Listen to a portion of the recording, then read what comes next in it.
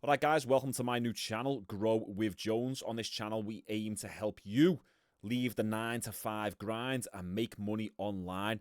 Anyway, in this presentation, we're going to talk about how to completely change your life in 1 year. Also, if you like this content or anything really resonates with you during this presentation, then consider dropping the video a like and subscribing for weekly content. I'll tell you right now, there's going to be no fancy editing. There's going to be no Mr. Beast style retention editing. We're not going to have animations pop up all over the screen. I might stutter. I might forget what I'm saying here and there. But this is going to be completely raw for those people who want to sit down, soak in some good information on how to change their life. I don't mince me words on this channel. Sometimes I'll beat around the bush and I'll be nice and playful on my other channel and to my clients. But if you're looking for something raw and real and to get a bomb up your backside, then this is going to be the channel for you. Okay, so yeah, we're talking about how to completely change your life in 1 year. And we're specifically discussing health, wealth, and relationships. Okay, let's jump into it. So who is this for, first off? Because it's not going to be for everyone. This is for anyone who feels lost right now. Maybe you feel like you're coasting through life, no idea where you're headed, and no idea where you're going. You just feel a little bit lost. Maybe you feel like you've got tunnel vision with the blinkers on, and then before you know it, you wake up and you're like, where the hell am I? I've been there before. Maybe you feel unfulfilled in your job or the direction in life. You're fed up of being told what to do by your boss, doing mind-numbing work, surrounded by crabs in a bucket. We've all heard of this analogy, the crabs in a bucket analogy, where when crabs try and get out of a bucket, the other crabs are notorious for pulling that escaping crab down. That's kind of what society is like. I'm from a place called Liverpool, so my UK audience will know where that is. For my American audience, it's like northwest of England in the centre. And we've got people here who are really successful. We've got a great football club. We've got the Beatles, stuff like that. And like, there's a lot of personal trainers out there now and people in the fitness industry who are doing good, but no one who's really killing it. And when we do get someone who starts killing it in our city, often they get quite a bit of hate. It's the crabs in a bucket mentality. People try and pull you down. And I'm sure that you can copy and paste this crabs in a bucket analogy and apply it to anywhere. So whether you're from London, whether you're from New Zealand, America, we've all got those friends, family, acquaintances, colleagues who will try and pull you down when you actually try and start achieving something. So maybe that's you right now. So maybe you thought that you would be a lot further along than you currently are. You had big dreams and ambitions when you were younger, yet they all slowly faded away. If you go and ask any kid on the street, maybe don't do this because you'll look like some sort of weird pedo. But you was to ask any kid on the street like what they want to be when they grow up, they all have grand ambitions. They want to be astronauts, they want to be in movies, they want to be a singer, whatever it might be. They all have these big dreams and aspirations. Then slowly life squeezes all that ambition juice out of you. Because now you've got to go to work, you've got to pay your bills, you've got to pay your mum keep. That's basically rent for anyone who doesn't know what keep is. So maybe that's you. You feel like you've... where was you up to? Yeah, you feel like you'd be further than you currently are right now, and you just woke up one day and you're like, what the hell am I doing? Maybe you feel like you've got no control over your life, yet you don't know where to start and how to change it. Life somehow always finds a way to get in the way, and you've got no time to even think. You know, you want to get back to being ambitious and chasing your dreams and goals, but responsibilities just get in the way of you actually doing that. Life always finds a way to get in the way. So maybe you feel like you're living someone else's life. This is big. I've had a lot of my clients tell me this over time. You followed what your parents and friends said and what they always did. Now you're thinking, is this it? Is this all it is? Is this life? I've had loads of people say this to me. You fed the dream and you're working in an office now. The dream, you've got a suit on all day. You've got your briefcase. You've got your mascara on, if any women who are watching this. But it's boring. It's mind-numbing work. You're sitting there staring at a wall all day and typing on the computer, working for someone else. It's shit. So maybe you've been on autopilot and suddenly become conscious to your circumstances. And I like to call this the Matrix Awakening. And no, it's not some sort of Andrew Tate thing. I like Andrew Tate, but I'm not trying to piggyback off his message. But think about the Matrix. I love that film. Keanu Reeves awakes up to the Matrix. You right now might be going through an awakening. You've woke up in your pod and you're like, what the hell am I doing? Is this reality? So the years have flew by and you're starting to think, is it too late to be successful? Which I tell you it's not, my friends. So maybe you've recently been accepting that you've failed or that you are failing in life, but you still don't want to quit just yet. There's still a bit of fire inside of your belly. And now I don't know how old you are. If you're watching this, you might be 15 years old, 14 years old. You might be 20. You might be 45, 32. It really doesn't matter. You can have all of these thoughts and beliefs in your mind at any age. It all depends on your upbringing, your social circle, your surroundings, the information that you've been fed. It doesn't matter. This information that we're going to go through today is applicable to every single person.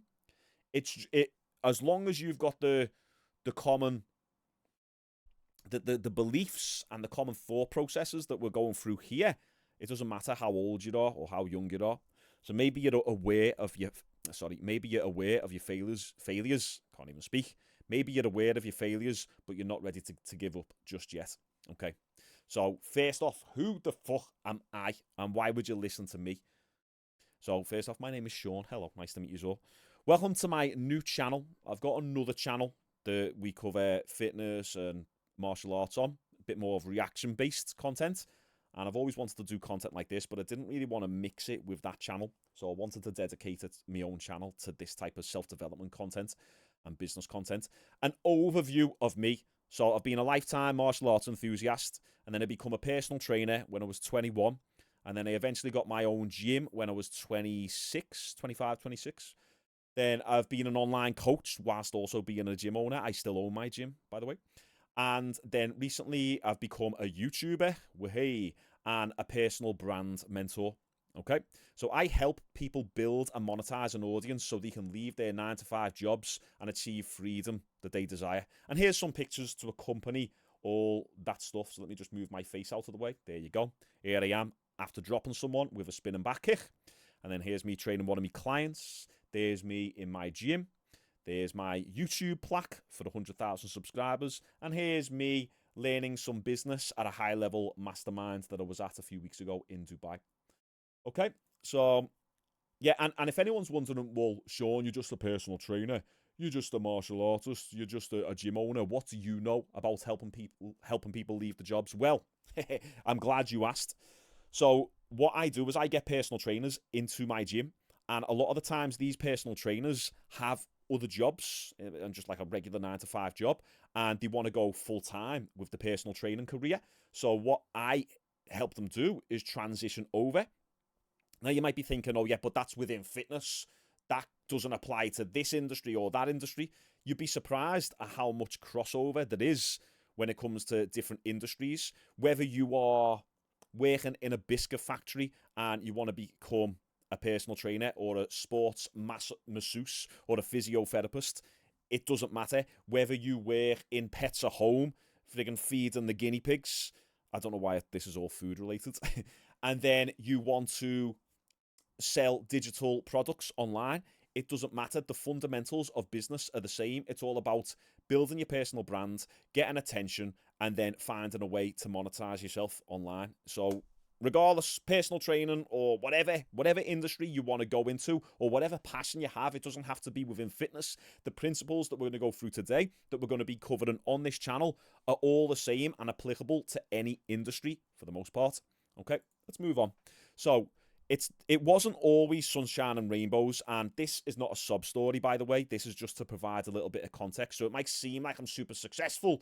I'm not super successful compared to many people out there who are killing it. I'm doing really good for myself, but I've got grand ambitions, so I'm always quite harsh on myself. But, you know, my background is this. You know, my parents were skint, and that just means poor for my American audience. My parents divorced when I was 12. My sister was 6 at the time. My dad was never in the picture. All the attention went to my sister, and I was left to get on with it myself and find my own path. I struggled with my confidence a lot. It might seem like in my videos that I'm a confident guy. I really wasn't. I believe confidence is a skill that you gain through being competent in different areas. And, I've been lucky to get competent in a lot of areas, which in turn has made me a confident person. So I started skipping school around my GCSE, around my GCSE exams, which is, what are you, 14, 15 when you do your exams? I got three C's and one B, and the rest were all D's, and I got one E. So I actually only got four A to C's. So I wasn't like a fantastic student. I was a good kid, but I wasn't like super smart or anything.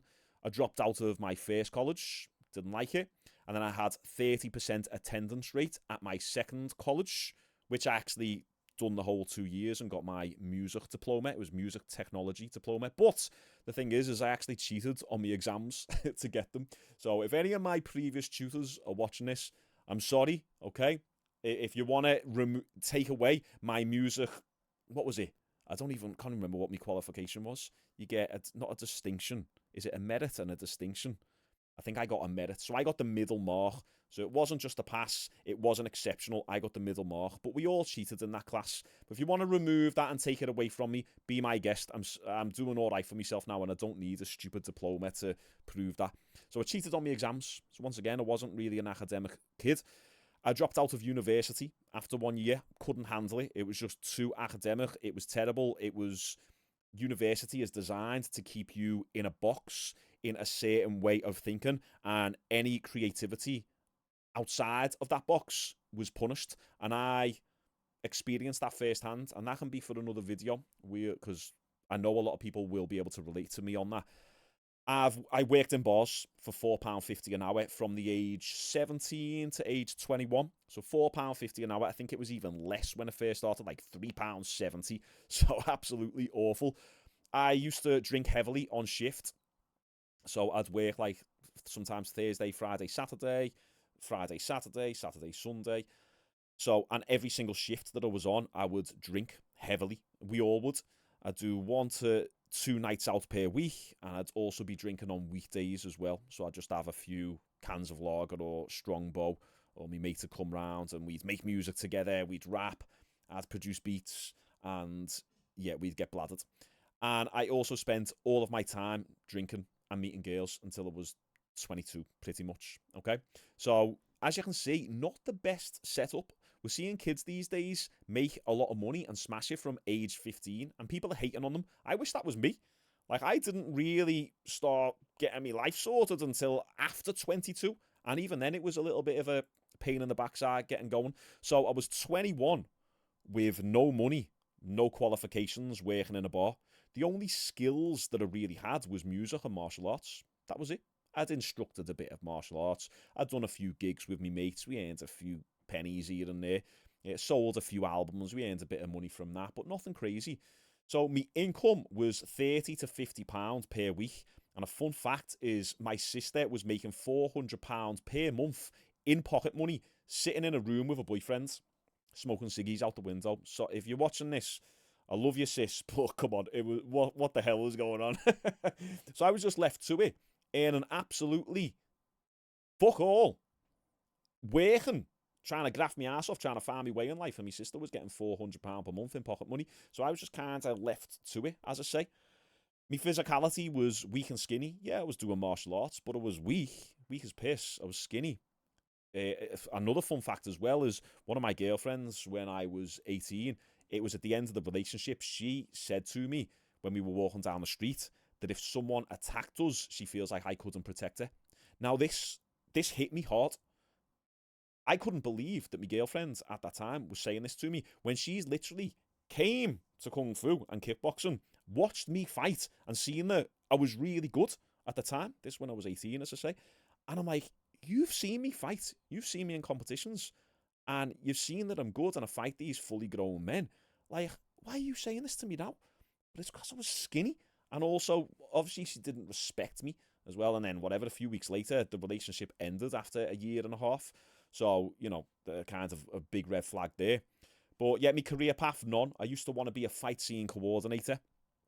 And, you know, that was always me goal and ambition, but it kind of just got away from me. But that was it. So, you know, I was all over the show in life. I started lifting weights to help with my martial arts when fighting the bigger men. So when I'd be in the clinch position or we'd be grappling on the floor, I'd be the same grade as them. I'd be the same skill level as them, sometimes even better, but they just had the physicality advantage over me. But from there, I fell in love with lifting and getting stronger. I started coaching mates and giving other people in the gym tips and advice. And a mate who I worked with in the bar that I was working in was also a PT. Well, sorry, I say also a PT. I wasn't a PT yet, but he was a PT, and he recommended me to get the qualification, which was £3,500, which I think's about $4,500. So I saved up, done my course, and I went on to become a personal trainer. Long story short, it took me 2.5 years of grinding to find my feet within the industry. Okay, I spent every last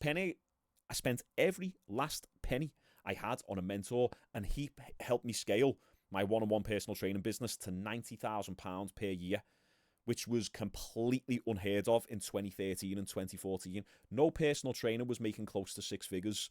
Like, I didn't know any, and I knew a lot of personal trainers, and the personal trainers I was friends with were really successful as well. So I was doing really good at that time. There was a few doing those numbers. Well, close to those numbers, but I smashed it after 2.5 years of struggling. Okay, I'm giving you a bit of context here. I'm almost done now. After that, I went on to open my own private personal training facility, which I scaled to multi-six figures. Then we got screwed over by COVID. Then I hit rock bottom after a few years. Sorry, I hit rock bottom for a few years after COVID. Lost my direction, didn't know what I wanted anymore. And I had a lot of animosity towards some of the trainers in my gym because, you know, they turned to me. I was the enemy for some reason during the COVID and post-COVID and stuff like that. Needless to say, those PTs aren't in my gym anymore. And I become addicted to drink and weed between 2019 and 2021. I was a broke, weed-smoking alcoholic who went from smashing it to being an out-of-shape bum with no money. Okay, so I had the highest of highs and the lowest of lows. Fast forward to mid-2023, I found my new path and started smashing it. Now I'm on track to earn more money than I ever did from personal training or my gym, all through building my personal brand. Okay, so yeah, I understand. If you are struggling right now and you can't find your way, I wanted to give you all that context to let you know that I've been there, all right? Step one, here is how we change your life in the next 12 months. Okay, I hope you're paying attention to this. Once again, you better not be expecting any sort of Mr. Beast edits. Let's do it. Change your environment. This might just be the biggest point, and we're front loading this presentation with the biggest point, okay? Your environment is key to your success in anything you do. The purpose of this video is to help you change your life, which requires you to change yourself, which can be difficult unless you're really young and don't have ingrained behaviors and beliefs in your mind. I hope that makes sense for you. As we get older, we start having these ingrained behaviors, beliefs, habits, stories that we tell ourselves that will always just guide us to the path of least resistance. When you're younger, you don't have as much of that built within you. Okay, life hasn't got to you yet. Believe me, I'm 35. I know what I'm talking about.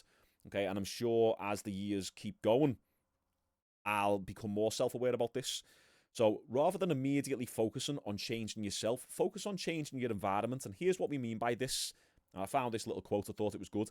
Immerse yourself in a life that moves you, because what you surround yourself with is what becomes your life. I think that's an incredible quote. I've never heard this before until the other day when I was putting this presentation together. Immerse yourself in a life that moves you, because what you surround yourself with is what becomes your life. Think of drink or drug addicts. They go to rehab, and then once they leave rehab, they get straight back on the drugs and the drink. Okay? And there was this study done right here, and we'll go through it, based on following up with over 13,000 patients from dozens of respected rehabs 1 year after their discharge from treatment.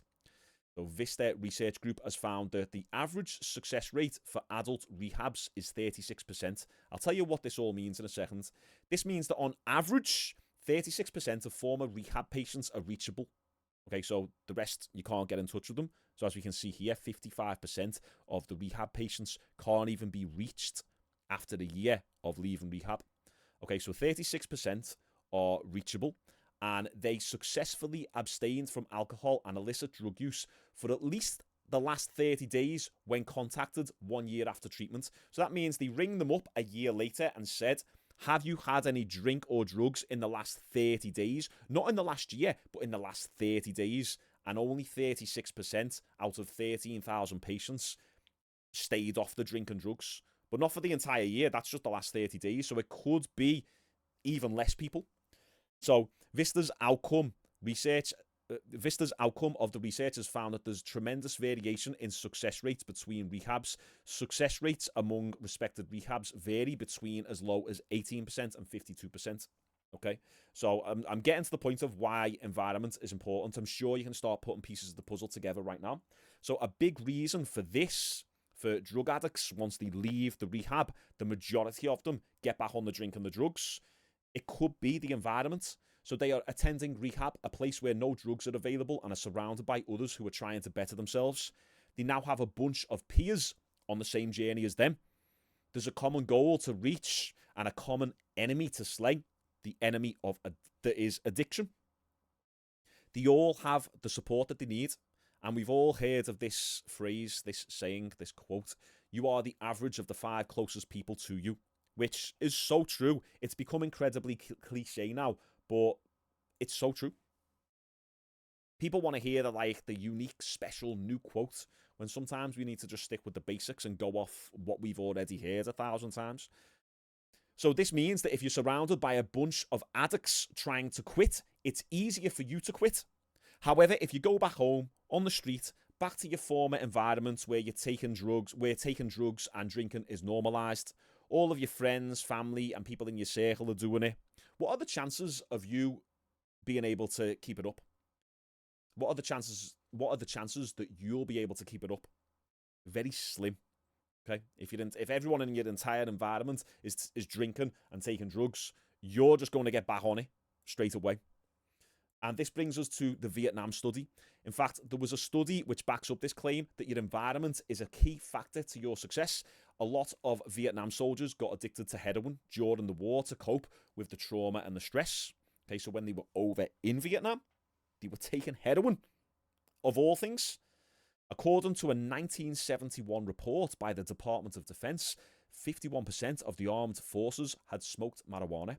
31% had used psychedelics, such as LSD, mescaline, and psilocybin mushrooms. I'm not good with drugs, guys. I haven't got a frigging clue about drugs. The only drug I've taken is weed and alcohol, if you want to class that as a drug. But all this psychedelic crap and hard drugs, fuck that shit. Okay, and an additional 28 to 34% had taken hard drugs such as cocaine and heroin. The reason why there's a difference in percentage is because some of them would only dabble in it, and then some of them had a hard dependency on it. So that's why there's a difference in percentage. Okay, this study found high rates of heroin use, 34%, and symptoms of heroin dependence, 20%, among US soldiers whilst serving in Vietnam. So it's quite a few people who were addicted to heroin. In the first year after returning to the United States, only 1% became re-addicted to heroin, although 10% tried the drug after their return. 1%, okay, became re-addicted to heroin, although 10% tried the drug after the first return. So the other 9% tried it and then didn't get back on it and was probably like, nah, what am I doing? I'm back at home. I'm in my usual habitat, and I'm taking heroin. Nah, fuck that. And then they've probably just cut it off. But you think that it'd be more since the heroin's one of the most addictive drugs. So why did only a small percentage become re-addicted? They changed their environment. It's now become harder for them to source the drug. They don't have the contacts. They no longer have any friends taking the drug. They're no longer undergoing the stresses of war, obviously excluding PTSD. Maybe they've got no money, they're unemployed. We know a lot of veterans struggled getting employed after the Vietnam War. So their change of environment was crucial for their success. So right now, you're lazy, you're drinking, you're taking drugs, you got no money, you're playing Xbox, PS5 all day and night, getting into fights, scrolling Instagram and TikTok as a consumer instead of making content as a producer, arguing with random people online, eating junk food, being fat, lazy, weak, skinny. Basically, you're just out of shape. Is this you? Why? Because it's easy for you. It's comfortable. It's normal. All of your mates are the same. You can't see any reason that you should change. You don't believe there are any incentives to change. Imagine this. Imagine that you were around a bunch of in-shape, ripped, rich businessmen who lived lives of luxury and had everything they ever wanted. Fantastic relationships, a lovely house on the beach, gorgeous girlfriend on the side or wife, couple amazing, beautiful kids. How, right, okay, and you hung around with these people daily. Do you think you would still remain a skinny, fat, stinky, lazy bum slob with no money and a beard with no ass? You was with a beard with no ass? No. You'd probably get your act together and you'd start smashing the gym daily, finding new ways to make money and leave your current shitty job. You'd clean yourself up and look more presentable. You'd start speaking better. You'd hold yourself to a higher standard. If you think you wouldn't, then that goes to show what type of person you are. You're a victim. You'll never get anywhere in life. Because there are people who might comment on this YouTube video and be like, no, I wouldn't. I've got rich friends now, as it is, and I don't want to be like them. Money's evil. Rich people are evil. Rich people are greedy. And you got all these limiting beliefs. That's just what poor, broke, unhappy, unfulfilled people say. Okay? And that's coming from someone who's been poor, broke, and unfulfilled before. Okay? After the pandemic, I was lost and had no money between 2020 and 2022. Okay? I scraped together like some pennies to go to me mate's stag do in Ibiza. Stag do is just it's a stag party. It's basically the party the groom has before he gets married, and the women, the wives to be, go on a hen do. So I even had to try and make sales whilst I was out there because I ran out of money. I had nothing to my name. I was struggling. I had to put on a brave face. I was in a bad place, but I couldn't miss my best mate's stag party. That holiday was one of a kind. It made me realise that I want to do more of these experiences. So from 2021 to 2023, I trialed many different ways of making money. It wasn't until 2023 I started building my personal brand, and it changed my life completely. I wish I would have done this sooner, guys, because I started doing it in 2015 and I got away from it because I had to run my gym. And it's one of my biggest regrets because the personal brand is where all the money is at. Where was I up to? In March 2024, so what are we on now? End of March, so 3 weeks ago, I went to Dubai on a business mastermind, which cost me $10,000, which isn't really much compared to some gurus, but imagine you guys, right? Can you even comprehend the idea of having no money at all, right? And that someone like me would go and spend $10,000 on a trip to Dubai to go to a mastermind to learn more about business. And to do it in the blink of an eye. I didn't even hesitate. I was like, 10 grand. All right, let's go. Boom. And I haven't got millions yet. But me, just a regular lad from Liverpool, come from a rough area, Fazakerley/Walton, if you guys know, if anyone from Liverpool's watching this. And yeah, I'm happy to drop that much money on a mastermind event because I understand the return of investment. Too many of us out there are terrified to invest in yourself. Oh no, I've got to hold on to all this money, all like this 50 quid. I've got to hold on to it. Stop being a baby. What would you rather have? Here's the thing, right? Imagine I was to give you a solution, and let's say it's $1,000. Let's say I go, right, okay, pay me $1,000 or pay me $2,000, and I'll get you to the point where you've got an amazing personal brand. I'll show you how to make £3,000 to £5,000 per month within 3 months, all online, so you can leave your other job, right? And then eventually scale that to £10,000 per month over the next 6 to 12 months. But it's going to cost you £1,000 to £2,000. What would you rather have? That £1,000 to £2,000 in your bank account in the next 6 months, or the skills and the ability to earn £10,000 per month? Like, if you would rather just look at that $2,000 in your bank account than now have the skills to earn 5 times that, then you're a dummy. You need to change your mindset into thinking about return of investment, Okay, stop being so fearful and trying to hoard onto all of your money. And we'll go into money in a second. Okay, so what I learned on this mastermind here, absolute G's. I'm doing good for myself, and I was doing the worst. Okay, when we were on this yacht, I was actually doing the worst out of everyone, and I'm doing pretty decent for myself. Okay, but that's the beauty of being surrounded by a bunch of entrepreneurial killers who are smashing it. I'll earn back 10x this year just from the knowledge that I gained on this mastermind. I met absolute killers in the business world, all of whom have businesses making millions per year. Some of them were in fitness, some of them were in property, some of them were in all different sectors. So I made some genuine connections with these lads and can see some of these relationships turning into good mates in the future. The problem that I've had the last few years is my mates in my current circle don't really have a lot of money. Now, they're doing very good compared to the average Joe, but with having high outgoings, that's quite hard to say. With having high outgoings, it doesn't leave much room for expensive trips like Dubai or Ibiza. I mean, there's nothing more than I'd love to just travel around with my mates and network even more. But, we have to be realistic. We got families and that now.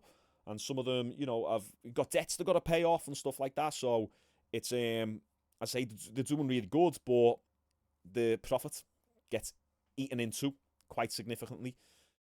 So this is why I decided to take actionable steps to start changing my environment and take conscious steps towards putting myself in these high-level circles. It's like, okay, well, I'm in my gym daily. I'm around these people who are doing good, but I want to be around people who are doing even crazier. So then I can go up to their level and I can learn the game from them. Since I got back, I've been met with low-level problems again, and I can feel it dragging me back into old ways of thinking. So once again, changing your environment, that's very important for me. Hence why I must take action to cultivate and engineer my environment the best I can to facilitate my success and goals. Now I'm at the point, guys, right, where if I feel like my environment is starting to drag me down, because I know it has the last 10 years, and I know it's slowed my rate of progress down massively. Now I'm noticing as I'm starting to change and engineer my environment on a bit more of a conscious level, I'm starting to make faster progress. I'm starting to earn more money. I'm starting to get more focused and more positive on a daily basis because I am not getting dragged into people's issues and dramas as much because I'm being less tolerant of it. I'm just saying, hey, you know what? No thanks. See you later. Like, this is just what I've got to do. And you don't have to do it in a mean way either. A lot of people think that, like, oh, I've got to get rid of mates and that. You don't have to just, like, say, hey, fuck you and say bye to your mates. Like, there's a way of doing it in a bit more of a subtle manner where you just focus on yourself a bit more. I think I actually talk about that in a second. And then we move on to the next thing. 33 minutes in. I hope you're still here. I'm going to drop maybe a little keyword at the end of this video to see who actually stayed to the end of the video. And you can post it in the comments. So, if this means seeing certain mates less, so be it. If this means not going out drinking as much, then so be it. If this means not getting on the coke with certain mates, then so be it. If it means not smoking weed with your stinky mates, so be it. If this means no longer playing Warzone for 4-6 hours every night, then so be it. Okay? Change your environment, and it'll be easy to change yourself. Right? I hope that there was some wisdom dropped there, and I hope that you've taken some valuable lessons from that. Now let's move into step 2. We're going to talk about only briefly, about getting your ass into the gym. We've got all year to talk about the gym, and I've got some really good resources coming up for you to help you get into the gym. I talk about being in shape on my other channel a lot, but it's mainly martial arts type content now and boxing and MMA commentary. But we're going to be talking about physicality on this channel a fair bit too, because it matters. It matters a lot. Okay, getting in shape will do wonders for your mental strength. People think it's all bullshit, but it's so true. I've had hundreds of clients who have coached personally, and hundreds more who train at my gym, who all say that they are far more productive and motivated since starting the gym. I train my clients for 45, 60 minutes at a time. You don't need any more than that. So the idea of like, oh, I haven't got time to go to the gym. Everyone's got 30 minutes, 45 minutes. Come on. You could even go to the gym for 20 minutes and have a really good workout and just hit it hard and intense, and that's it. And let's be honest, there's a gym on friggin' every street corner these days. You're only ever 5 to 10 minutes away from a gym. Do you need to go to the gym that's 50 miles away? No, of course not. Even if it's a little shitty friggin' bodybuilder gym with rust on the weights and the dumbbells and cobwebs in the corner, who cares? You just need to lift up some heavy stuff and put it down. It doesn't have to be all sparkly and shiny and cost you 200 quid a month just for access to a bit of equipment. You also don't need a perfect workout plan either. I've got some perfect workout plans for you. Check out some resources in the description. Maybe sign up to my Natural Physique Academy, because that'll give you lifetime access to everything that you need to know with regards to training, nutrition, supplementation, and recovery, and it'll show you how to build muscle naturally over an 8-week periodized plan. Okay? So check out the Natural Physique Academy in the description down below. It's like £149, so it's completely affordable for lifetime access. Okay, and so this is another point on having the perfect plan. Let me just move my head slightly. The person with a suboptimal plan who's consistent will get in far better shape than the person with a perfect plan who's inconsistent. Okay, you can have the perfect plan, but if you stop and start and stop and start, and you're going to get nowhere than someone who kind of just hits it consistently with a shitty plan. Consistency is key. Once again, another cliche yet highly relevant statement. Okay, so for those fellas out there who complain and drum up a big life story about how they work 12-hour shifts, drive 1 hour to get home, they have to make the tea, put the washing on, do the dishes, get the kids to bed, file reports for work, spend time with the missus, and get to sleep and do it all again the next day. Okay, first off, are you a victor or are you a victim? Because when you come out with all that crap, you sound like a victim, right? First, get a better missus. Why are you making the tea and doing the dishes? That rhymed. It wasn't meant to, but I do make music at the end of the day. Why are you the bitch in the relationship? Get her to do that. And you get her to do that. And you go and get your out of shape ass to the gym, or in the bedroom at least, doing 100 press-ups. How long does it take you to do 100 press-ups? Probably about 10 minutes, 15 minutes. Or you should be at least working on your side hustle. Okay? What man in a relationship goes to work all day and then has to come home and do more work? A man with no control over the situation. A man who is not the leader of his household. A man who is not truly respected in his masculine essence. He is feminine. Okay, you're going to work all day, you're doing all that, but then you're coming home, and as I say, you're being the woman. You should be focused on how to make more money on the side, so then you don't have to go and do these 12-hour shifts. There is a way, to get out of those 12-hour shifts. You can get a higher paying job, or you can develop a better skill, so then you can transition into a different job, which I can help you do. Or you can just make money online. There's so many different ways to do it. You could do that at home, but it takes you to actually sit down with your missus and say, right, listen, babe, I'm doing these 12-hour shifts. I'm coming home, I'm making tea because you don't know how to make bolognese or lasagna. Like, all you do is you put chicken drumsticks on every single night, and I'm fed up of it. Or we have cheese on toast. Like, I want to be able to make us more money, okay? I don't want to have to do these 12-hour shifts. I want to be able to spend more time with you and the kids. And even if you're young as well, even if you're 13, 14 years old, this still applies to you. Like, maybe your parents are getting you to do loads of homework and getting you to do loads of chores at night. And you can say to them, look, I want to be more of a man. I want to have more independence. So I want to start working on my side hustle, or I want to start going to the gym, or I want to get some weights for the house. Whatever, it doesn't matter. You need to have a conversation with, whether it's with your missus or with your parents, that you want to move your life forward. And here is how it's going to benefit me, but also benefit you guys. Even if you're young, you can say, look, I want to start a side hustle, or I want to get a job, and I'll give you guys some of the money from it and start paying me way. Your parents aren't going to object to that. Or you're getting bullied in school, so I want to start lifting weights and go on the gym. I'm sure that your dad might actually take you to the gym if your dad's still in the picture. Unfortunately, mine wasn't, and I had to just figure it out myself.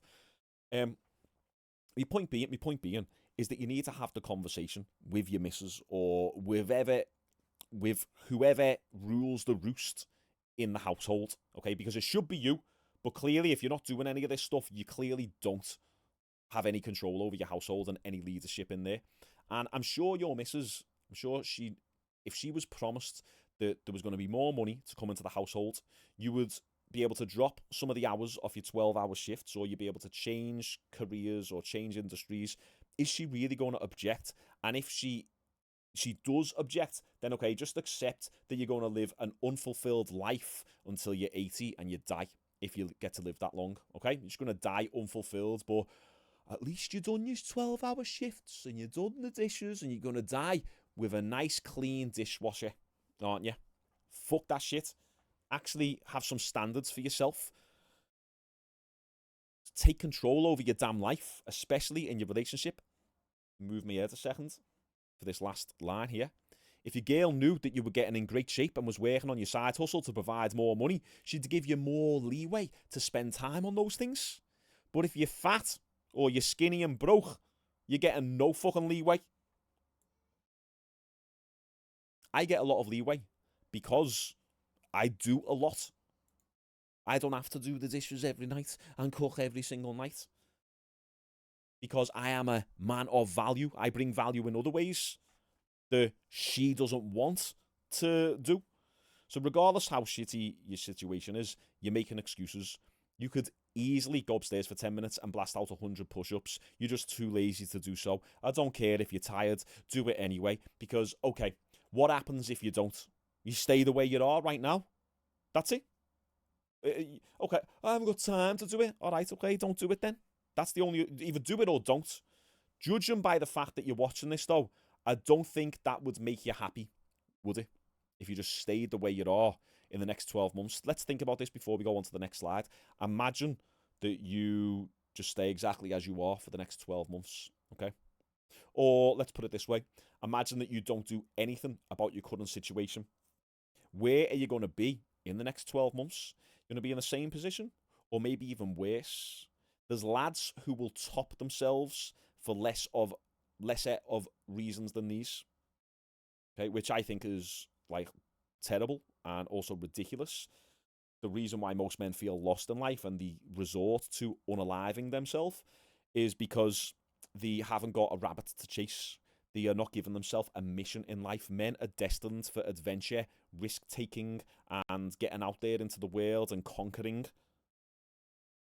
If you're working a crappy-ass job, getting told what to do by a boss or a manager who is on a power trip, and then you've got to come home to your missus on a power trip because you didn't do the dishes, like, you know, that's the type of shit that drives you crazy, and you end up doing something that you regret, or what most men do is they start chasing escapism. That's truly what happens in terms of drinking or drugs or having an affair. So they're the things what men do, is we often chase escapism when we're not happy in our lives. Got an itchy nose. So yeah, get your ass to the gym if you really, really need help, okay? For free, follow my fitness Instagram and TikTok for hundreds of free workout videos. The link is in the description, okay? I've got loads on there, loads of stuff, exercise demonstrations, all sorts, okay? And if you want to take it to the next level and have a clear-cut path and strategy on how to build muscle, so this is me. This is like 2021, this is 2022. As you can see, I'm not massive. I'm just athletic. I'm strong. I'm fast. I can do a lot of athletic things. I can do backflips, no-handed cartwheels, side flips, barrel rolls. I can jump 54 inches, standing box jump.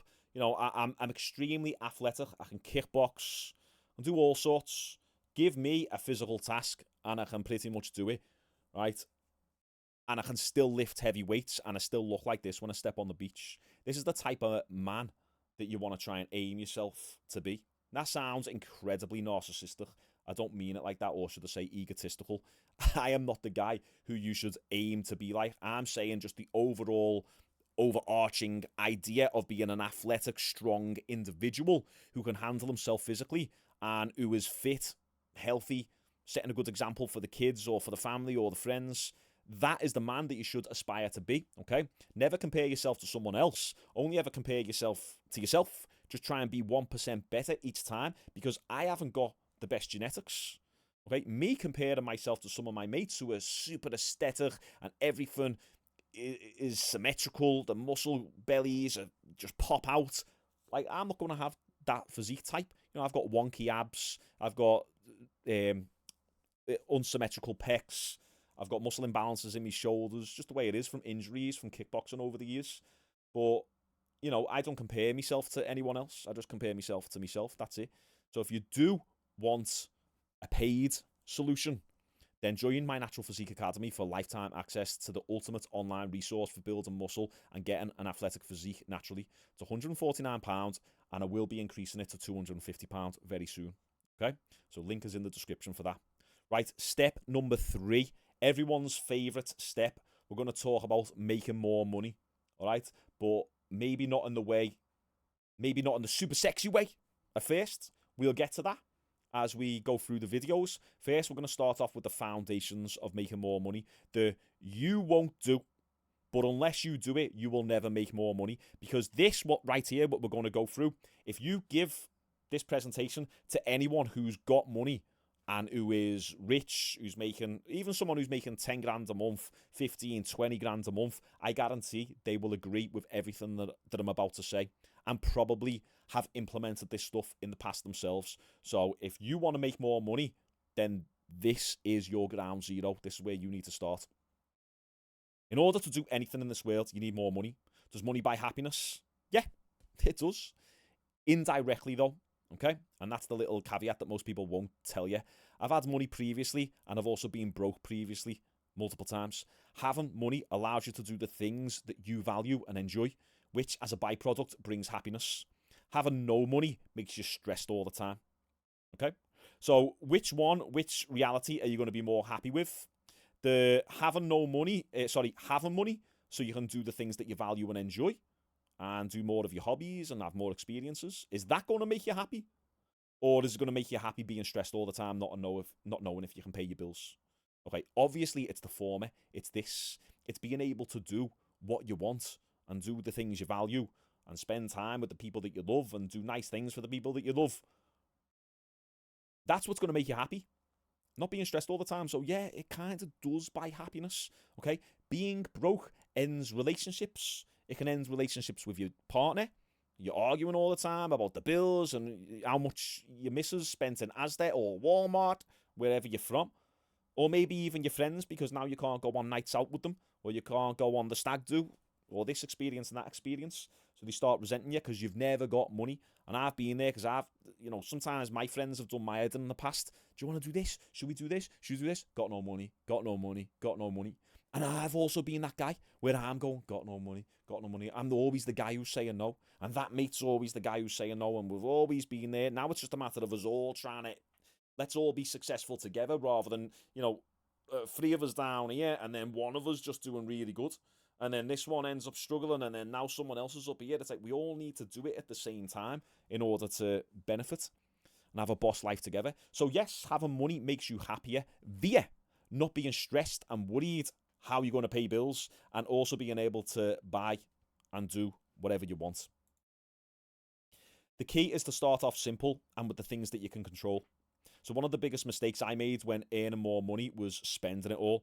My first £7,500 month as a personal trainer, I was ecstatic. And it's about like $9,500, $9,400 for me American audience. So I got to the end of the month, that's meant to say. So I got to the end of the month and I was like, where's all my money gone? I had £7,500 come in that month and I was like, where is it all? I'd spent it all. That was the first time that I learned firsthand about managing money better. I was spending small amounts daily and big amounts weekly. Let me just say that for the people in the back again. I was spending small amounts daily and big amounts weekly.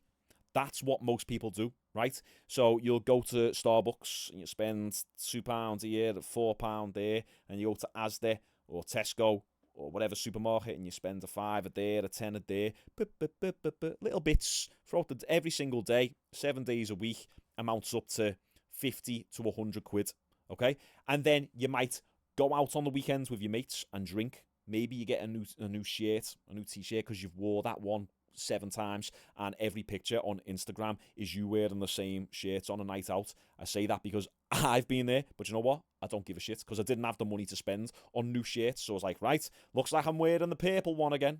I should have put a picture on this slide of me and my purple shirt that I've wore about 50 times. Or maybe you've got to go out with the missus. I've got to take her to a nice restaurant for date night. I know lads like that. They're struggling for dough. They got no money, but I've got to take the missus out. We've got to go to this nice restaurant and get an Instagram picture that we're in this nice restaurant and tag ourselves in so everyone knows that we've went to this nice restaurant and we look great, but we got no money in our bank accounts.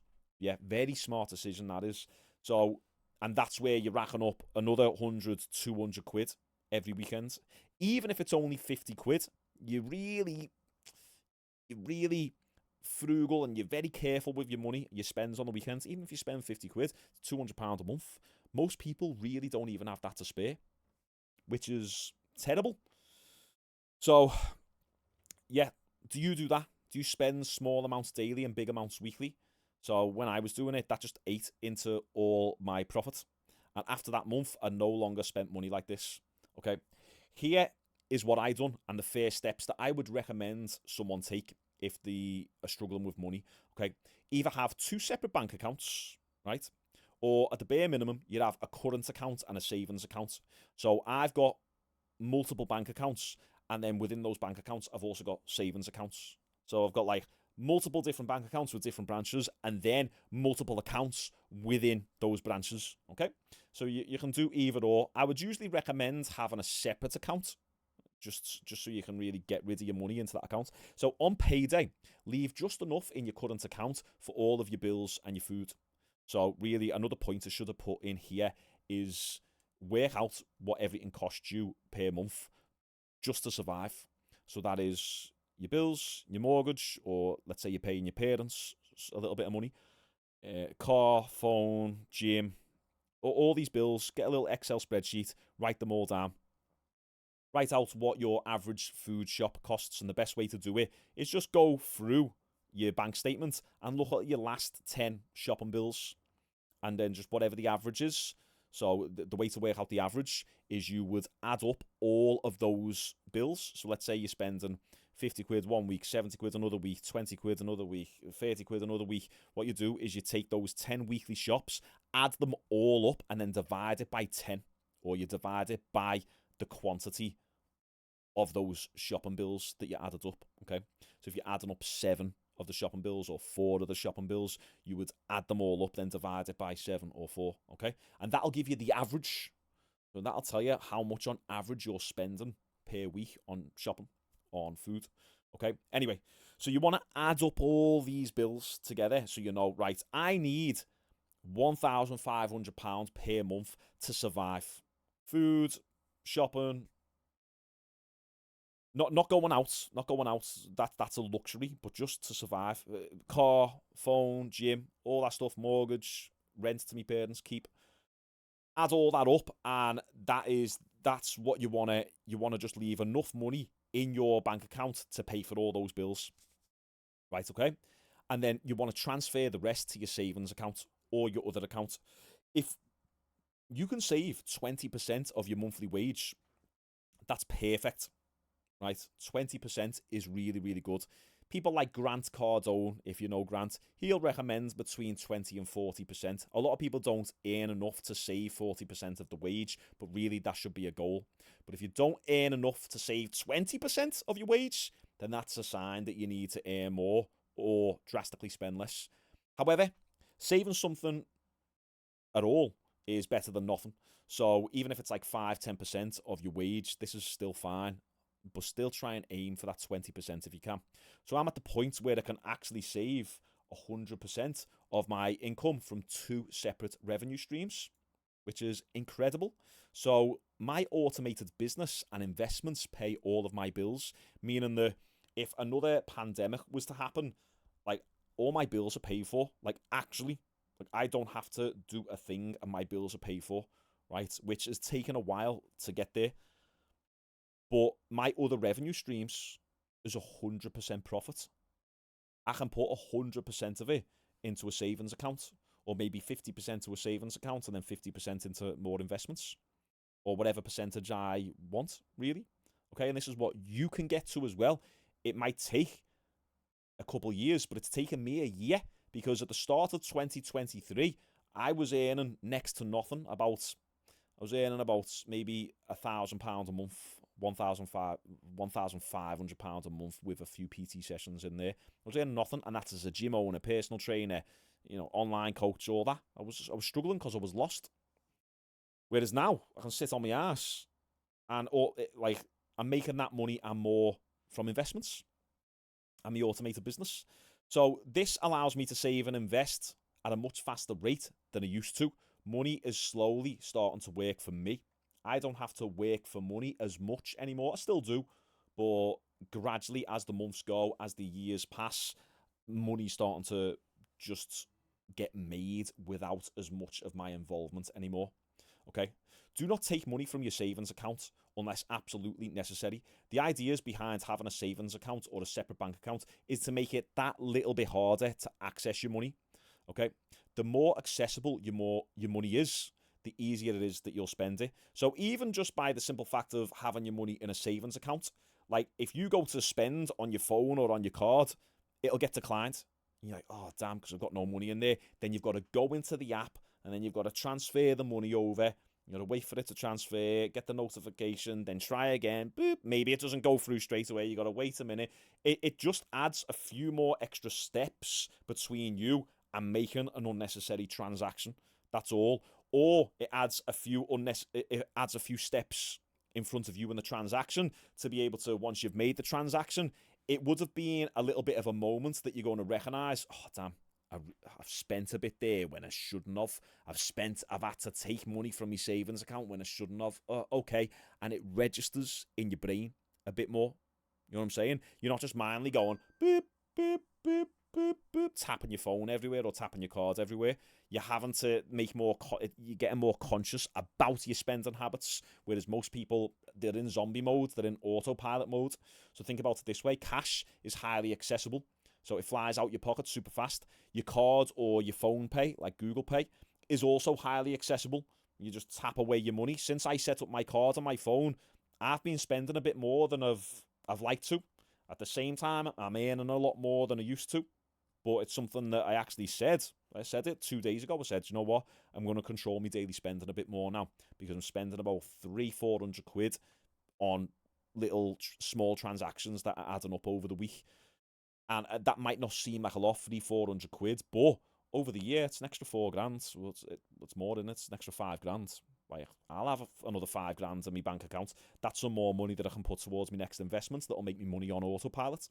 Okay. Ideally, cut up the card of the other bank account as well. So if you've got two bank accounts, I won't say which bank accounts just there's no point, because I know what people are like online. They'll friggin' dig up all sorts of dirt. But in my other bank accounts that I just stash money away in, and I don't even look at it, I don't touch it. I haven't even got a card for it. I don't know where it is. It might have even expired. I don't even know if a new one's came for me. I don't even know, and I don't care, because I don't want to touch it. Now, here's another thing. Let me move my head again. Cancel all the unnecessary subscriptions, such as Netflix, Amazon Prime, Hulu, Paramount, Disney Plus, YouTube Premium. Downgrade your TV package if need be. Downgrade your phone. Maybe you're at an expensive gym that costs £89 a month, $100 a month. Downgrade that to a smaller gym that's £20 a month. And if you start looking at unnecessary things or subscriptions that you're not even using, I guarantee you can probably save yourself a few hundred quid or a few $100s a month. I know some of these are needed for those of you with a family, but the point is, look at your bank account payments and see what you can cancel. Now, a lot of people who are stuck in the old mindset of not wanting to change and who don't care, and they're just stuck in the ways, will go, no, I need all this stuff because after work, I need to watch Netflix with a beer to wind down. All right, okay, good for you. Stay broke then. No problem for me. And if you don't need to cancel any of this stuff, then sound. Invest in yourself, make a bit of money, and, time to start leveling up. But if you're struggling, then you got to cancel this shit. You cannot struggle and complain at the same time if you're unwilling to change anything. Okay, so I guarantee there's at least 50 to £100 or possibly more of subscriptions that you're paying for which you don't really need. Now, here's my golden rule. I never sign up to a new subscription until I get rid of an old one. I started doing this last year in 2023 and I love it. I'm almost gamifying my finances. So, for example, I recently purchased a Whoop band. So that's one of these here. So I think it's charged now. So I recently purchased a Whoop band to track my recovery and sleep. It's £27 a month. You pay for the band, comes free. You get the app. And it's really good, to be honest. It's helped with me recovery a lot since I've had that long COVID. But before I did, get this, I cancelled £70 worth of subscription payments for services and apps that I wasn't really using that much, like business apps and AI software tools online. And 3 days ago, 4 days ago, so I made this yesterday. So 4 days ago, I just cancelled some other subscriptions for apps which I wasn't really using and saved another £40 per month. So I've saved, so I'm actually up almost 100 quid. So getting this is actually paid for itself and I'm up 100 quid in my bank account now. So whereas what most people do is they don't think like this. They just continuously stack subscriptions and never audit their own bank accounts and their own finances. You've got to audit.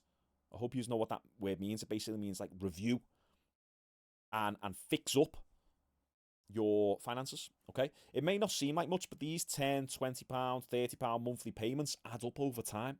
Combined with the daily spending, you're probably spending a lot more than you realise, and most people do not look at their bank accounts. And that's why I tell you, start looking at your bank accounts. When I had the gym, I've still got the gym, but when we were doing the group training model of the gym, my mentor, he was from Australia.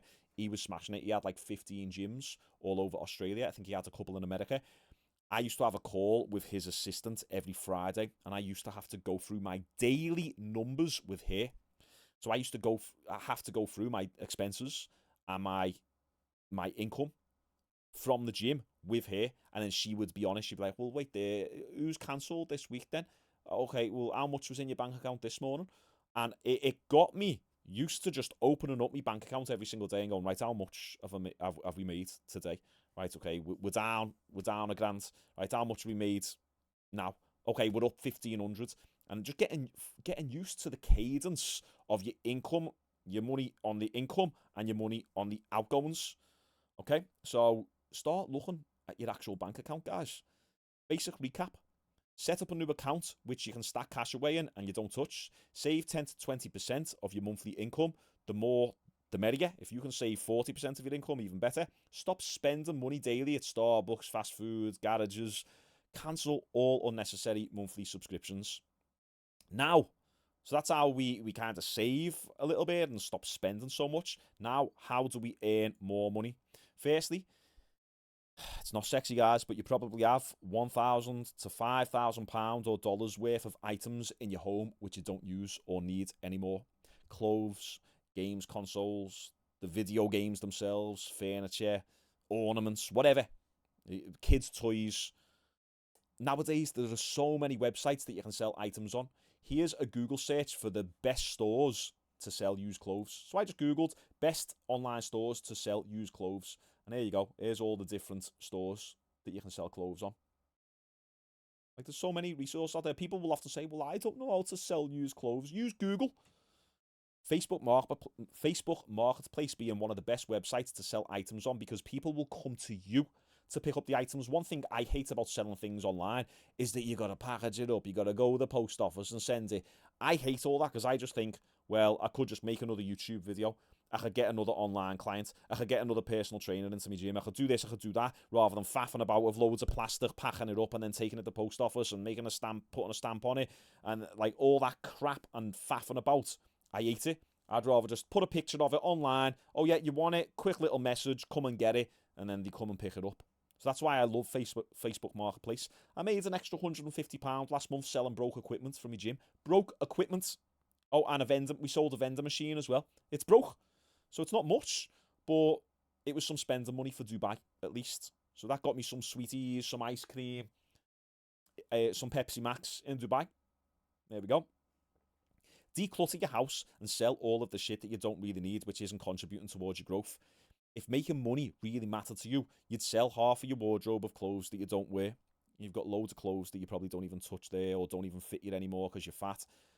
Sell all your PS5 games, your PS5, your Xbox, whatever. Just, do you even play it anymore? If you do, is it contributing towards moving your life forward? Probably not.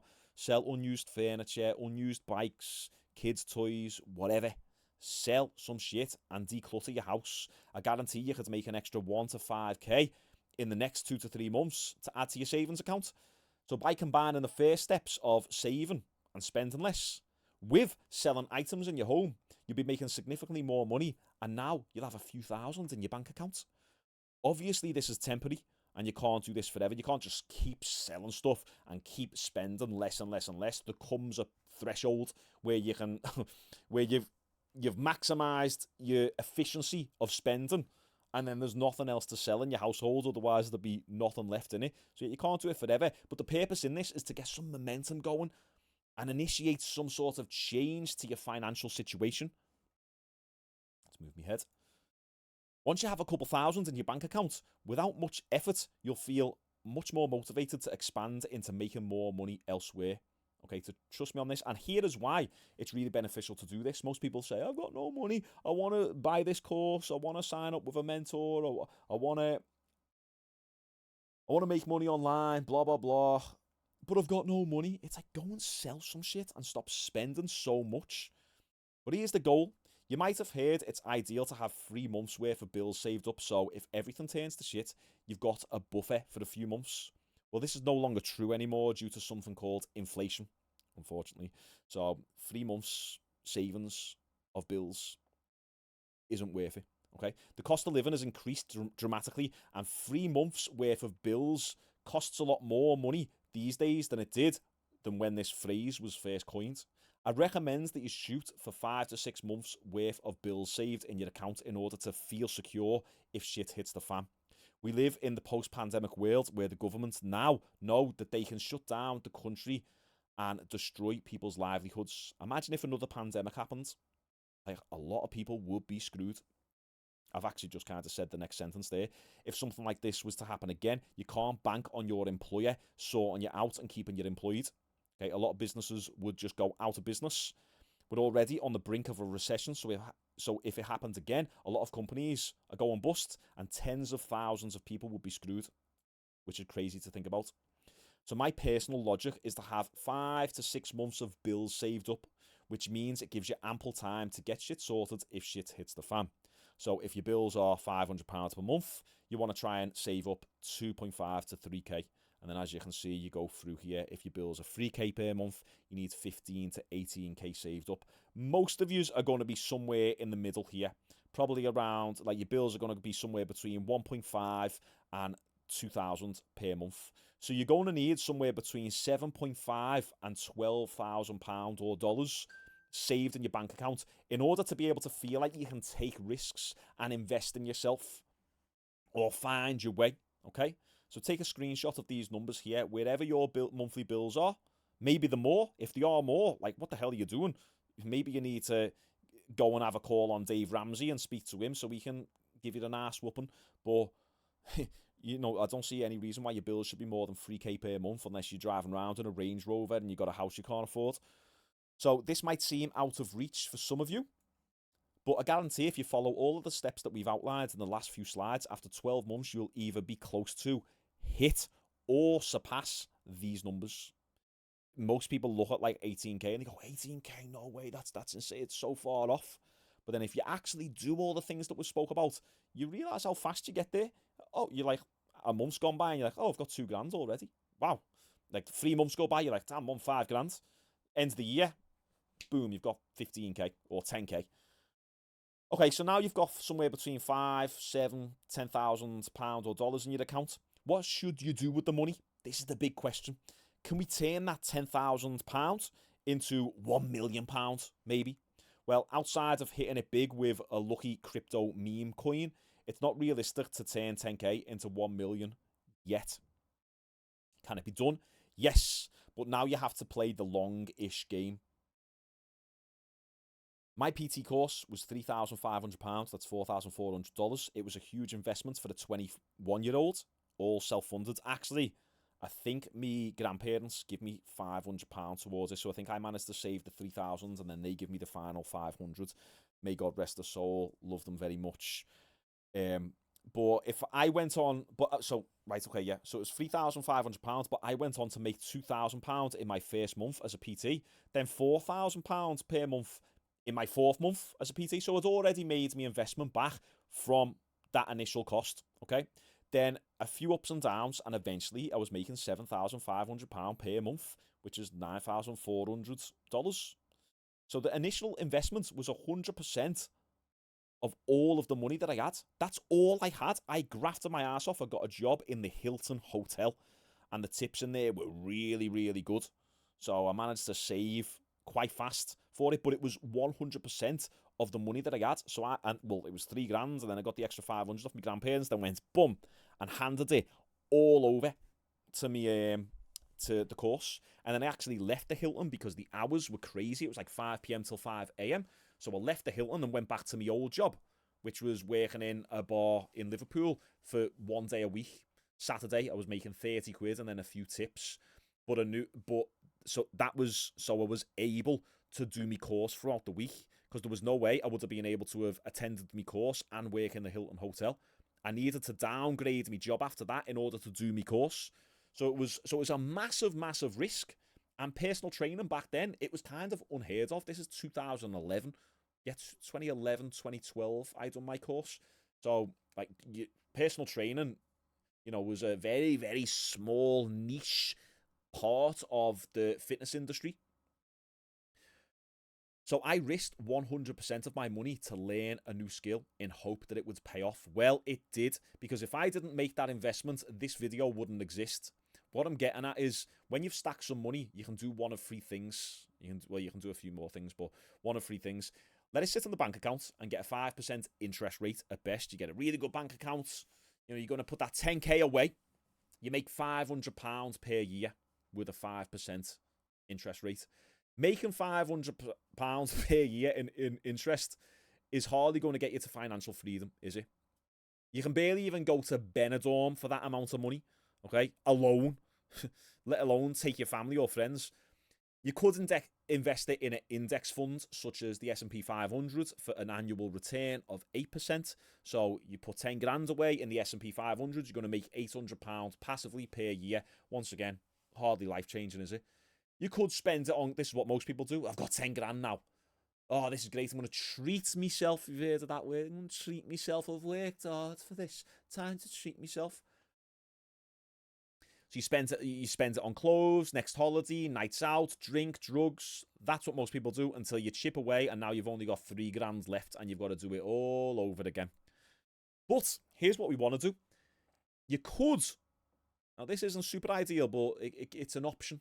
You could use it as a buffer to leave your job or relocate or take time out to find your direction, okay? But ideally, what we want to do with this 10 grand, 7 grand, whatever you've got, is invest it in yourself. Once again, incredibly cliche, but it's true, okay? And these is some ticks and crosses to signify how much you should prioritize these. Okay, if you invest in the, if you leave it in the bank account, it's like, okay, 1 tick. I'll give that 1 tick out of 5. If you invest it in an S&P 500 for 8% return, it's like, okay, 2 ticks. Not too bad, it's good. It's a little bit better. Spend it on clothes, next holiday, night out. No, 3 X's. No, you don't want to do that. We could use it as a buffer to leave your job, relocate, take time out, find your direction. I'll give that 2 ticks, maybe 3 ticks. It's like, yeah, it's a good option. Is it ideal? Maybe for you, it just depends. But the one that's got 5 ticks is investing in yourself. It's the best option that you can do. Take that 10 grand and invest in a skill that's going to now allow you to earn that £10,000 every single month, or at least £5,000 per month, okay? So what it took you a year to save up for, it takes you 12 months to get your 10 grand. Now you can take 2 months to get that 10 grand, but you can only do it if you've got a new skill and you've invested in yourself. So stacking cash to eventually invest in yourself is one of the best things you can do for your life. You use that money to develop new skills to help you earn more money. For example, working in a supermarket stacking shelves for £10 an hour. You save up to do a bricklaying qualification. Now you become a bricklayer making money, making great money. And this is how much bricklayers make on average here. So, bricklayers charge anywhere between £650 to £1,790 per 1,000 bricks. Okay, you could be making $2,000, almost £2,000 for laying 1,000 bricks. Okay, but previously you was in Tesco stacking shelves for £10 an hour. Just it doesn't matter whatever you want to go into, or whatever your passion is, or whatever sector it is, or whether it's online or it's in person, whether it's a service, whether it's digital products, whatever, it doesn't matter. The whole point is you're in a situation that you don't like at the moment. You stack some cash, you take that cash to trampoline, to bridge yourself to the next part of your life, to a higher level, or a higher level of income. Okay, I know it's cliche to say, but investing in yourself is the best thing you can do. You will never make less money from being a more skilled version of yourself, more job opportunities, and more income potential. I have invested, I've said this multiple times, but I just want you to think about this, right? I've invested close to £200,000. That's $250,000, $250,000 in business mentoring, because I value my own personal development. Here are the skills I've acquired through becoming a personal trainer, gym owner, online coach, and investing in mentors and courses. Communication skills, training people, reading and interpreting scientific research, human psychology, leadership skills, team management, strategic planning, that's strategy and innovation, talking about the big picture for business direction, sales, marketing, running ads, copywriting, money management, taxes, accounting, building systems, talking on camera, video editing, graphics design, building courses, membership sites, content creation. These are just some of the ones that I can think of. Let me move my head again. Looking at all these skills I've acquired along the way, would you say that initial £3,500 was worth it?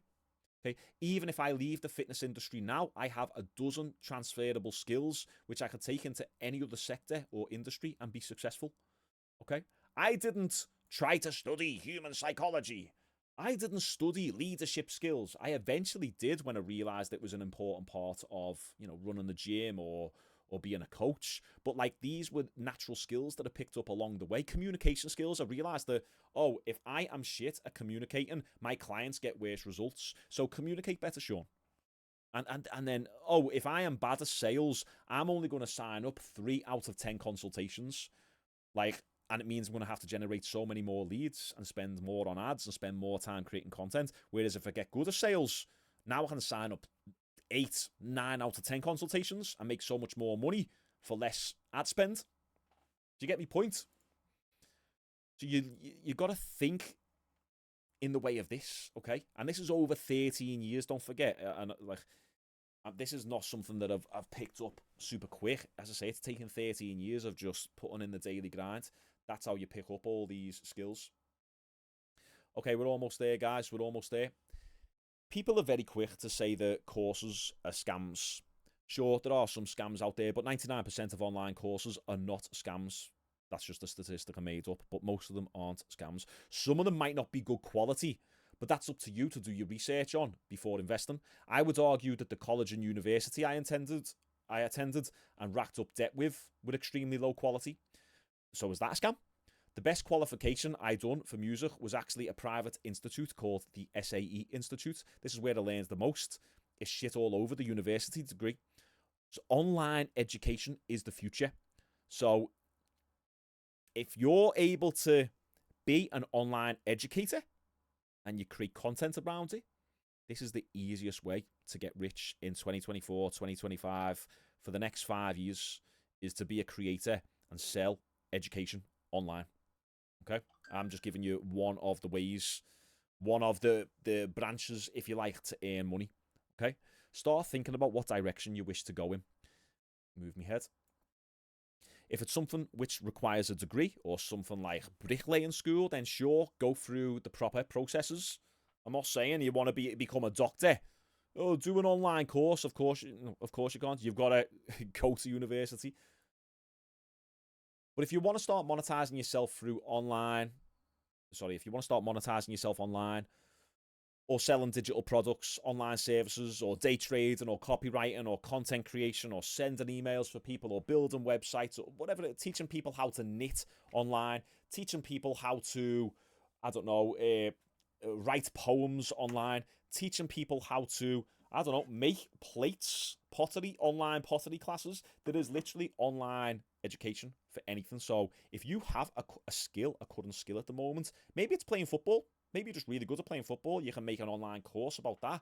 This is one of the great ways to monetize in this era. Okay. Then, and I'm just giving you some examples, by the way. If you want to be a bricklayer, you want to be a masseuse, anything like that, then yeah, go through the proper processes in order to do so. I'm just talking about how to have more freedom and to leave the 9 to 5 grind where you're not working for the boss anymore. I'm talking about working for yourself on your own watch and have freedom of location. That's what I'm talking about here. That's why I'm talking about like doing online services or selling digital products or information products. Okay, so find the appropriate people within the area that you're interested in, soak up their free information, and try to use that free information to make a little bit of money. Once you have proof of concept, go all in and use some of the money that you've saved up, that 10k or the 7.5 grand or the 15 grand, to purchase their course or services to help you scale. Okay, but you've got to use their free information first and implement that to make sure that, okay, this person's legit. If I can make money from their free information, then I wonder how much money I can make from their paid course or their paid service. A quick little recap: change your environment, get your ass to the gym, make more money, and specifically spend less daily. Don't spend like medium chunks weekly, and then try and sell loads of shit and do that for a good year. Saving, get a good 5, 7.5, 10,000, 15,000 pounds in your account, and then you use that money to invest in yourself so you can develop a skill to earn more money monthly. Okay, it sounds simple when it's written like this, but it's actually very hard to do. People will comment stuff like, duh, Captain Obvious, I could have told you that, rather than watching a 1 hour, 20 minutes presentation by someone who's a grifter online. There's always people like that. The thing is, they are the people who don't do it. People who comment this stuff, I could have told you that. Yeah, but you don't do it though, do you? Because no one who is smashing it in life spends their life and time commenting negative things on other people's YouTube channels or Instagrams. Okay? It's only bums and low lives and people who are unfulfilled in life with nothing better to do with the time who comment that negative shit on people's channels. Okay? Winners see advice like this and they know it's the real secret sauce because it's how they got started becoming more financially literate. Winners understand this. As we got another as frozen. 1 second. Oh no, I just made a few duplicates, that's all. So, final slide, guys, here we go. If you'd like some help on how to build your personal brand and make money online so you can leave your 9 to 5 job, then subscribe to this channel because we're going to be covering a lot of content like this. It's raw, it's unedited, or you can drop me a DM on Instagram at growwithjones. I've got another Instagram as well, which I'll plug down below. It's my fitness Instagram, Sean Jones Coaching, and you can see how I one of the ways that I am monetizing on that Instagram channel and me other YouTube channel. I'm monetizing through those vehicles, if you like. But Grow with Jones is where I'm going to drop all this game on how I am making money and all the business advice that I've accumulated over the last 13 years, over the last 10 years of investing £200,000 in mentors, of working with the type of people like Alex Hormozy. I was on his gym launch program in 2018. Like, I learned so much from him. Like, I am giving you guys all that game on this channel, okay? For free. Completely for free. You don't have to spend a penny. So just subscribe and drop a like on this video. That's it. Make sure you got notifications turned on. I'm going to do 1, maybe 2 videos a week. I'm going to post some content on me Grow with Jones channel. I'm going to give out free information, free courses. And yes, I am also going to have a monetized version of this. I am looking for a few people to take on personally, to mentor. I'm looking for maybe 5, maybe 10 guinea pigs, if you like. Let me just make my head a little bit bigger so you guys can see. I'm looking for 5, maybe 10 guinea pigs who want to leave their 9 to 5 job and go all in with their personal brand, sell something online, whether it's digital products, selling information, monetizing the audience through sponsorships, or doing YouTube. I can help you build a YouTube channel. I make a really good income just from YouTube itself. Whether you want to build a course online, you want to do online services, I can help you do this. And I'm looking for 5 to 10 people, and I'm going to do a big super discount for them in exchange for a video testimonial. So if you really want help, I can help you, and we'll work together for 6 months. I'll help you build your brand, and in those 6 months, get to the point where you have the option to leave your current job. Now, if you do everything that I say, you can do it a lot faster. You can do it within a month. And the reason why I know this is because I have literally helped people do exactly that, where they've started in my gym and left the job instantly before they've got any clients, which means they've got 30 days to make as much money that they were making in the previous job to pay all of the bills within those 30 days, and they've got no reputation whatsoever online. How the hell do you do that? You go from 0 to now making 2, 3, 4 grand a month within 4 weeks, within 30 days. It's done. I've done it multiple times over. I've got a really good system for it. If you are an action taker and you feel like you've fed up and you can't take it anymore in your current job, and you need a little bit of money to invest, this isn't completely for free, and it's not going to be a little, £20 a month thing. No, it's still going to be a significant amount of money. It's over 4 figures. Then hop on a call with me. Drop me a DM on Instagram, or you can book a call through my Calendly link down below, and let's just have a conversation. You don't have to commit to anything on the call. We'll see if we're a good fit to work together. As I say, because I want 5 to 10 people as guinea pigs in exchange for the video testimonial before we go really big with this. So if you want to be one of the early adopters of this freedom program and this brand cash flow accelerator program, then yeah, drop me a DM on Instagram, on my new Instagram, or just book it straight in for a call and let's talk. Okay. Hope this has been valuable to you. As I say, drop a like on this video, make sure you subscribe, and I'll see you on the next one.